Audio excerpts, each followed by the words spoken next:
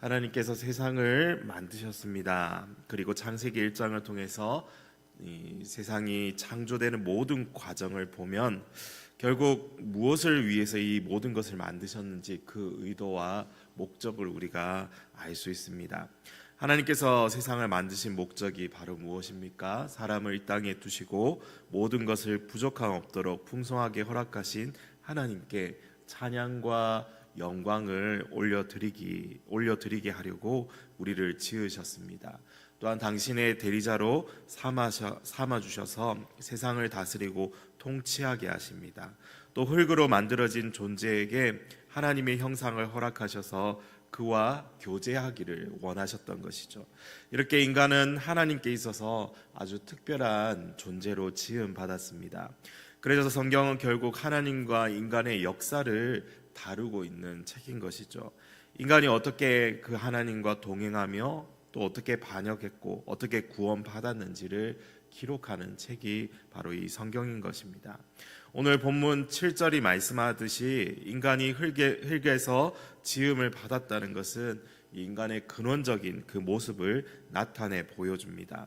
인간은 결국 육의 속성을 가지고 만들어진 존재라는 것이죠. 흙에서 나와서 흙으로 돌아가며 흙과 더불어 살게 되어 있는 육에 속한, 이 땅에 속한 존재인 것입니다. 고린도전서 15장 47절이 이것을 잘 설명하고 있습니다. 첫 사람은 땅에서 났으니 흙에 속한 자이거니와 둘째 사람은 하늘에서 나셨느니라. 무릇 흙에 속한 자는 저 흙에 속한 자들과 같고 무릇 하늘에 속한 자는 저 하늘에 속한 자들과 같으니 우리가 흙에 속한 자의 형상을 입은 것 같이 또한 하늘에 속한 자의 형상을 입으리라고 하고 있습니다. 나라는 존재는 흙에 속한 자였던 것을 오늘 성경을 통해서 우리는 먼저 묵상해 볼 수가 있습니다. 이 고린도전서 말씀이 흙에 속한 자의 한계를 나타내듯이 흙에 속한 것은 하늘에 속한 것과 또 대조되고 있는 모습이죠. 결국 이것이 이 죄와 연결되어 있습니다. 아담의 범죄 이후에 나타난 인간의 죄성은 흙에 속한 자의 가장 큰 특징이 된 것입니다. 육의 속성에 끌려가서 육에 속한 자, 죄의 노예가 되어 살아가는 이 타락한 인간의 이 모습을 잘 보여주고 있습니다. 그런데 하나님께서 이러한 특성을 지닌 흙 속에 생기를 불어넣어 주시죠. 7절에 흙에서 사람을 지으신 하나님께서 생기, 이 하나님의 숨을 우리에게 그 코에 불어 넣어 주시는 장면이 나옵니다. 그래서 인간은 흙으로만 지어진 존재가 아니라 이제는 생명이 되었다고 말씀하고 있습니다. 이 생명이라는 단어는 영어로 living creature라는 이 단어로 쓰여 있는데요, 살아있는 존재라는 의미입니다. 인간은 육적인 특성만 있는 것이 아니라 또한 이 영적인 존재로 영이신 하나님과 교제할 수 있는 존재로 지음 받았다는 것입니다. 이러한 존재로 부르심을 받은 것은 또한 인간이 유일하죠. 다른 동물, 식물, 세상에 어떤 것도 없이 오직 사람에게만 주신 특징입니다. 오늘 교회 안에 있는 우리들은 이 신령한 영을 가진 거룩한 하늘의 존재들이죠. 그러므로 육에 져서 죄의 종으로 살 것이 아니라 성령을 따라서 영으로 살아가야 할 것을 우리는 성경을 통해서 묵상해 볼 수 있습니다. 이것은 우리가 예수 그리스도 안에서 거듭남으로 우리를 새롭게 재창조하셨기에 가능해진 것이죠. 원래 육에 속한 자였는데, 그래서 새 생명을 얻은 존재가 바로 저와 여러분이라는 사실입니다.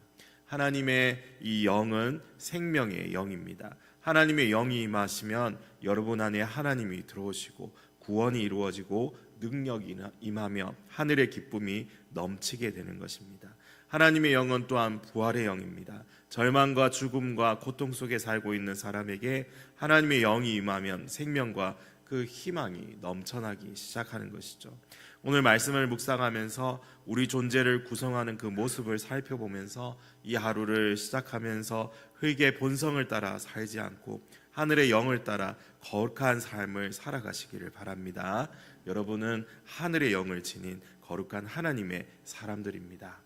또한 계속해서 오늘 본문에서는 사람이 살아갈 터전을 주신 하나님의 그 은혜로운 모습을 또한 우리가 살펴볼 수 있는데요. 하나님은 분명한 계획과 뜻을 가지고 이 세상을 그리고 사람을 창조하신 것을 보게 됩니다. 8절에 여호와 하나님이 동방의 에덴의 동산을 창설하시고 그 지으신 사람을 거기 두셨다라고 말씀하고 있습니다. 이 동방의 에덴의 동산, 우리가 알고 있는 이 에덴 동산이죠. 이것을 하나님께서 만드시고 자신의 형상대로 만드신 사람을 그곳에 두십니다. 하나님께서 사람을 두신 에덴 동산이 어떤 곳입니까? 강이 에덴에서 흘러나와 동산을 적시고 거기서부터 갈라져 내 근원이 되었다라고 말씀하죠. 에덴 동산에서 4개의 강이 시작되어서 세상으로 흘러가는 그러한 모습입니다. 4개의 강이 내 근원이 되었다는 것은 세상의 모든 복이 하나님의 동산, 이 에덴 동산에서 흘러간다는 것을 또한 상징하고 있습니다. 다시 말해서 하나님은 복의 근원에 이 사람을 두셨다라는 것이죠. 의식주를 전혀 걱정하지 않아도 되는 것뿐만 아니라 하나님과 함께 할 수 있는 은혜의 공간이 바로 이 에덴 동산이었던 것입니다. 그렇다면 하나님과 함께 한다는 것이 무엇입니까? 하나님이 어떤 분이신가를 알아갈 수 있다는 것입니다. 하나님은 에덴 동산에 있는 사람에게 다른 표현으로는 에덴 동산을 통해서 하나님 자신이 어떤 분이신지 분명하게 전하고자 하셨던 것입니다.